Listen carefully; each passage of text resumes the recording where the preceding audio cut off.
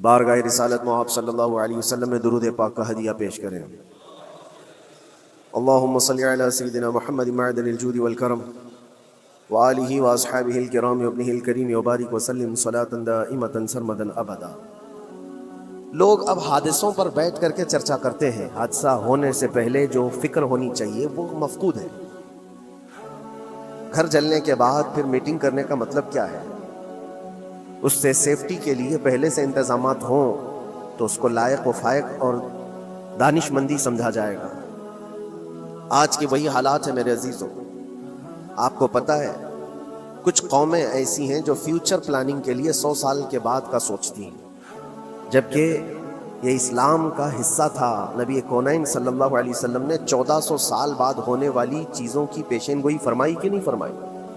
اللہ کے نبی صلی اللہ علیہ وسلم نے 1000 سال بعد پیدا ہونے والی چیزوں کو پہلے سے بتایا تھا کہ نہیں؟ یہ ساری چیزیں نبی آخر الزمان صلی اللہ علیہ وسلم نے جو بتایا، مطلب یہی تھا کہ اس وقت کے لوگوں کو ضرورت تو نہیں تھی ان حالات کی، پھر بھی حضور ان کو بتا رہے تھے، صحابہ کو۔ آج جو چیزیں پیدا ہونے والی ہیں وہ رسول پاک کو پتا تھا، 1000 سال بعد ہونے والی چیزیں ہیں، لیکن اس وقت کے صحابہ کو یہ باتیں کیوں بتائی جا رہی تھی؟ ان کے حالات تو اس وقت کے نہیں تھے ویسے۔ اس کے باوجود نبی پاک صلی اللہ علیہ وسلم نے ان کو 1000 سال بعد ہونے والی چیزوں کی باتیں اس لیے بتائی کہ یہ دین اسلام فیوچر پلاننگ کے لیے کتنا ایکٹیو ہے یہ سمجھو۔ آگے کے لیے اس لیے بتایا گیا کہ صحابہ اپنی اولاد کو اور وہ اپنی اولاد کو، وہ اپنی اولاد کو یہ بات منتقل کرتے جائیں اور آنے والے حادثوں سے پہلے سے ذہن پریپیئر رہے، تیار رہے۔ دجال کے فتنے کا ذکر کتنی مرتبہ حدیث پاک میں آیا۔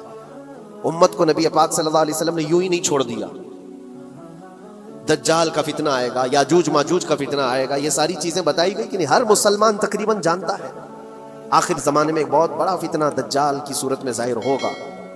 تو یہ باتیں اتنے 100 سالوں سے چل رہی ہیں کہ ذہن تیار ہے اس فتنے کو کہ اگر ایسا فتنہ آیا تو ایمان پر ڈٹے رہنا ہے، جمے رہنا ہے۔ یہ بات ہوتی ہے آگے آنے والے حادثات سے قوم کو باخبر رکھنا۔ آج جو حالات ہیں، جب کبھی کوئی چیز لٹ جائے تو سارے لوگ سڑکوں پر آ جائیں گے یا پھر کسی نشستگاہ پر بیٹھ کر کے رات بھر میٹنگ کر کے چلے جائیں گے۔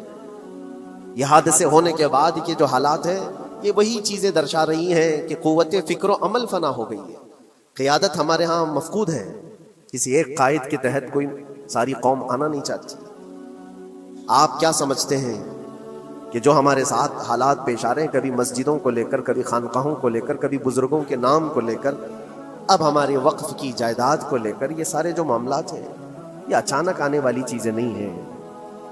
بھانپ لیا گیا ہے تمہاری پوری طبیعت کو، تمہارے مزاج کو، کہ فکر و عمل کی قوت ان کی ختم ہو چکی ہے۔ ان کو 2 چند چیزوں میں ہی راضی کیا جا سکتا ہے۔ دنیا یہ سمجھ رہی ہے جس کی وجہ سے کھلواڑ پر کھلواڑ ہوتے چلے جا رہے ہیں، اور ان کو یہ بھی پتہ ہے کہ یہ کچھ نہ کر سکیں گے۔ میرے عزیزوں، آپ نا امید اور مایوس نہ ہو کہ ہم سے کچھ نہیں ہوگا۔ اللہ کریم چاہے تو ایک بندے سے بھی پوری دھرتی پر زلزلہ لا سکتا ہے۔ اللہ کریم کی ذات پر یقین اور توکل رکھو۔ سرکار غریب نواز ہندوستان آئے تھے تو بہت بڑی فوج لے کر نہیں آئے تھے، اللہ کی ذات پر بھروسہ کر کے آئے تھے، اور 90 لاکھ لوگوں کے دلوں میں چراغ اسلام جلا دیا تھا۔ وہ یقین اور توکل کے ساتھ آئے تھے۔ آج لوگوں کے دلوں کے اندر جو مایوسی اور نا امیدی ڈالی جا رہی ہے کہ کچھ ہوگا نہیں، ابھی کچھ کرنے سے کچھ نہیں ہوگا، یہ نا امیدی اور مایوسی تمہاری طبیعت میں کیوں آئی؟ کیا تمہارا رب تبارک و تعالیٰ کی ذات پر یقین کمزور ہو گیا؟ اگر یہ اس طرح کی بیماری آئی ہے تو پھر بدر پڑھ لینا۔ جب رسول پاک صلی اللہ علیہ وسلم کے ساتھ وہ صحابہ جا رہے تھے، ان کو اچھی طرح پتا تھا کہ سامنے آنے والی فوج کتنی طاقت لے کر آ رہی ہے۔ 1000 لوگ آ رہے ہیں، ہاتھی گھوڑے ان کے پاس، ہتھیار اور اسباب ان کے پاس ہے، کھانے پینے کی مزے کی ساری چیزیں لے کر کے آ رہے تھے مکہ والے، اور ادھر صحابہ ننگے پیر ہیں۔ 313 کے پاس 4 گھوڑے ہیں، پیدل چلے آ رہے ہیں، چھاؤں لینے کے لیے کوئی جگہ تک نہیں ہے ان کے پاس۔ ایک کھجور کسی کے پاس ہو تو 10 لوگ اس پر اکتفا کر لیں، فاقے پر فاقہ کرنے والے وہ صحابہ۔ لیکن انہوں نے یہ نہیں کہا کہ اللہ کے نبی صلی اللہ تعالیٰ علیہ وسلم سے کہ ہمارے پاس اسباب کی کمی ہے، ہتھیار کی کمی ہے، کچھ نہیں، ہمارے پاس سواری نہیں ہے۔ بغیر سواری کے 180 کلومیٹر مدینے سے چل کر کے وہ بدر پہنچے تھے، بدر تک پہنچے تھے، اور اس وقت اپنی ساری محنتیں، اپنی ساری قوتیں انہوں نے زمین پر لا کر رکھ دی۔ پھر بدر کے میدان میں جب پہنچے تب اللہ کریم کی بارگاہ میں دعا کیا تھا میرے مصطفیٰ نے، اے اللہ اگر اس نہتی قوم کو تو نے فتح نہیں دی تو پھر قیامت تک اس روئے زمین پر سجدہ کرنے والا کوئی نہیں ہوگا. یہ محبوبانہ انداز تھا میرے مصطفیٰ کا. وہ دعا مدینے میں بیٹھ کر کے بھی تو کر سکتے تھے. 180 کلومیٹر دور اتنی مصیبت میں دھوپ میں چل کر کے جانے کی کیا بات تھی؟ ننگے پیر صحابہ گئے ہیں فاقے پر فاقہ کیے ہوئے. وہ مدینے میں بیٹھ کر دعا کرتے تو کیا رحمت للعالمین کی دعا قبول نہیں ہوتی؟ لیکن مصطفیٰ کریم صلی اللہ علیہ وسلم نے یہ مزاج دیا ہے، پہلے فکر و عمل میدان میں لاؤ پھر دعا کرو، اللہ کی مدد آتی ہے. یہاں ہم بیٹھ کر کے یہیں سے دعا کرتے ہیں، کچھ کرنا نہیں ہے، بدلنا نہیں ہے اور فکر و عمل کو لانا نہیں ہے. تو پھر صرف یہاں بیٹھ کر کے دعا کرنا، یہ تو میرے عزیزوں عورتوں کو اس سے ذمہ داری دی گئی ہے کہ تم میدان عمل میں آ نہیں سکتی، تم اپنے گھروں سے دعا کرو اپنے بھائیوں کے لیے. لیکن یہ کام تو اب سارے مردوں نے بھی لے لیا ہے. بہرحال قوت فکر و عمل پہلے فنا ہو جاتی ہے جب کسی قوم کی شوکت پہ زوال آتا ہے. آج یہ جو سارے معاملات ہم دیکھ رہے ہیں، اس کی ایک خاص وجہ میں آپ کو بتانا چاہتا ہوں. آج سے تقریباً 8-9 سال پہلے میرا ایک بیان بھی ریکارڈ موجود ہے، کافی دنوں تک وہ چلتا رہا. میری اپنی بات نہیں تھی. سراج الامہ امام غزالی رحمۃ اللہ تعالی علیہ انہوں نے لکھا تھا کہ امت پر اگر ایک ایسا وقت آ جائے جب ان کے سامنے ان کے نبی کو گالیاں دی جا رہی ہیں اور امت کچھ نہ کرے، تو پھر وہ انتظار کرے کہ عنقریب وہ وقت بھی ان کے اوپر آنے والا ہے جب ان کی ماؤں بیٹیوں اور سب عزتوں کو بازار میں نیلام کیا جائے گا اور یہ کچھ نہیں کر سکے. وہ دن آ جائیں گے. بیسک وجہ وہاں سے شروع ہوئی کہ لوگ اپنے عیش و عشرت میں کچھ کمی نہ کر سکے. بارگاہ مصطفیٰ صلی اللہ علیہ وسلم کی گستاخیاں کھلے عام ہوتی رہیں اور اس پر ہم لوگ جس طرح کے حالات دیکھتے رہے.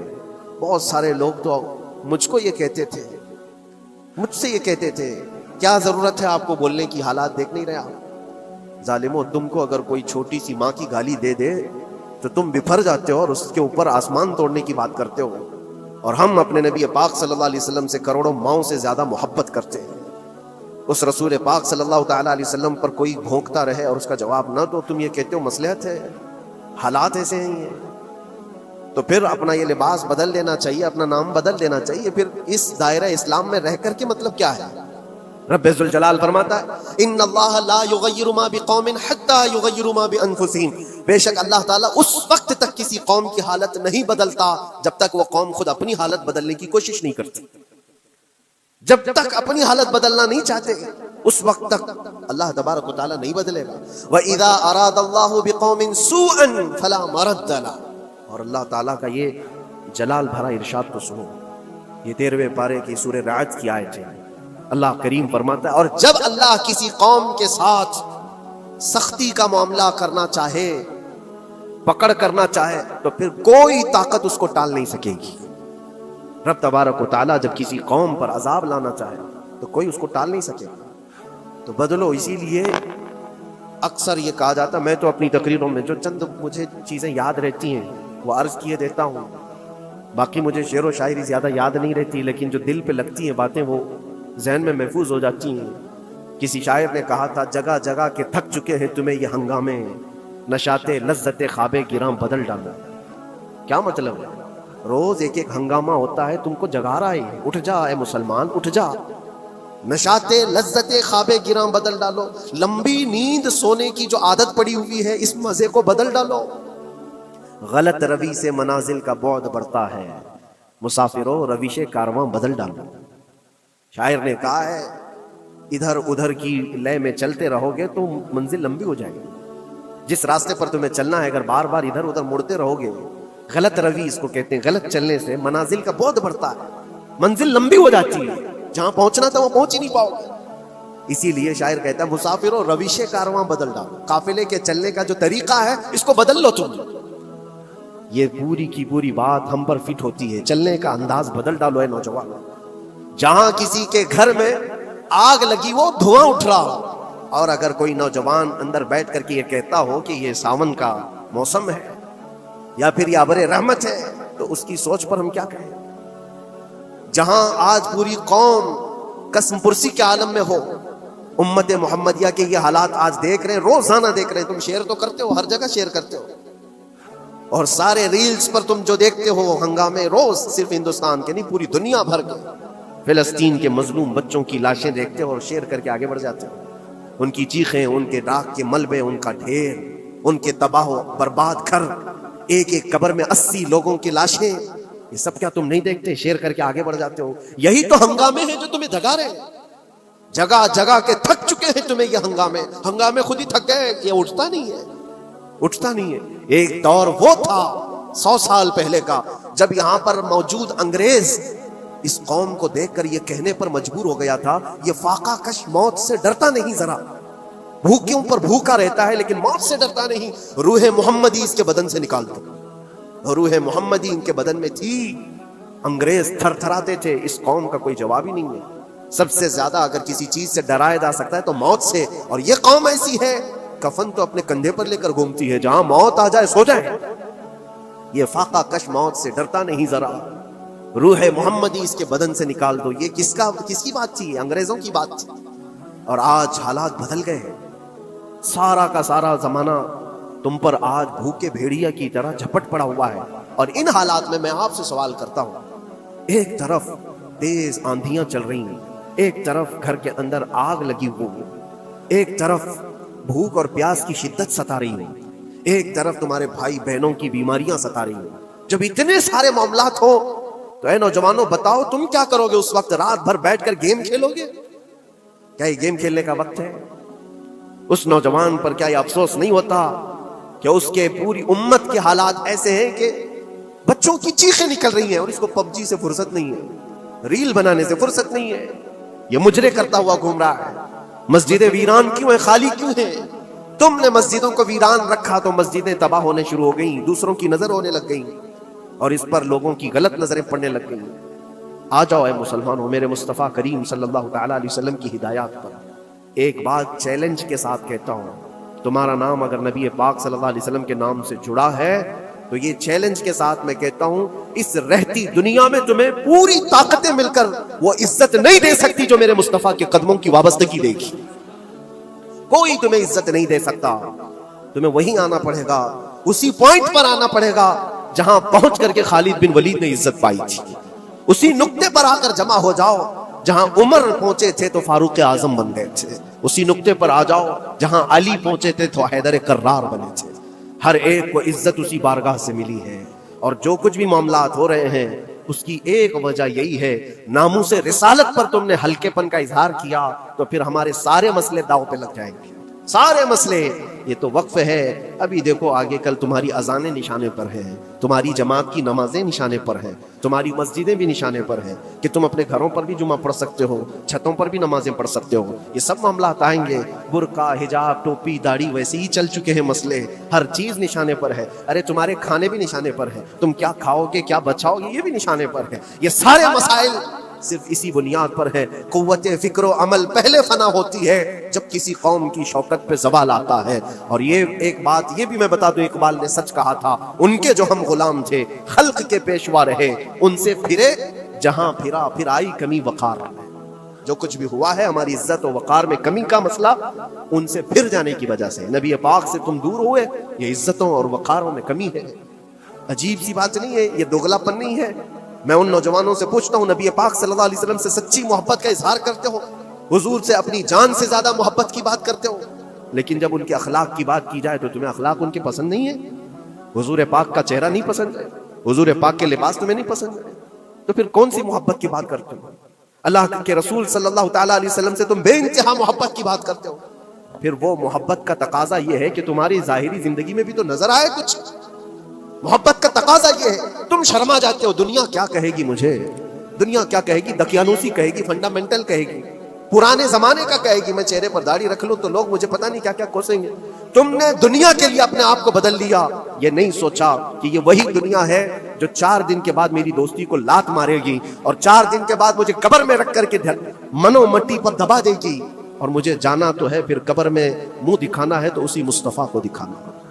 جہاں یہ نہیں پہنچ سکتے وہاں رسول پاک ہوں گے، محشر کے میدان میں جہاں کوئی سہارا نہیں ہوگا اس وقت رسول پاک تمہارا ہاتھ پکڑ رہے ہوں گے، اور تم نے ان کا خیال نہیں کیا۔ لوگ انتظار میں ہیں، بہت سارے لوگ یہ پوچھتے بھی ہیں ہمیں کیا کرنا چاہیے۔ ہمیں کیا کرنا چاہیے؟ ظلم پہ ظلم ہوتا جا رہا ہے، ظالم اپنے انجام پر ضرور پہنچیں گے، کیونکہ قرآن میں اللہ کا وعدہ ہے وَسَيَعْلَمُ الَّذِينَ ظَلَمُوا أَيَّ مُنْقَلَبٍ يَنْقَلِبُونَ، ان قریب ظالم یہ دیکھ لے گا کہ اللہ اس کو کس پلٹی پر پلٹائے گا، کس کھائی میں گرائے گا، اسے اندازہ بھی نہیں ہوگا، اس کے بنے ہوئے جالوں میں وہ خود پھنسے گا۔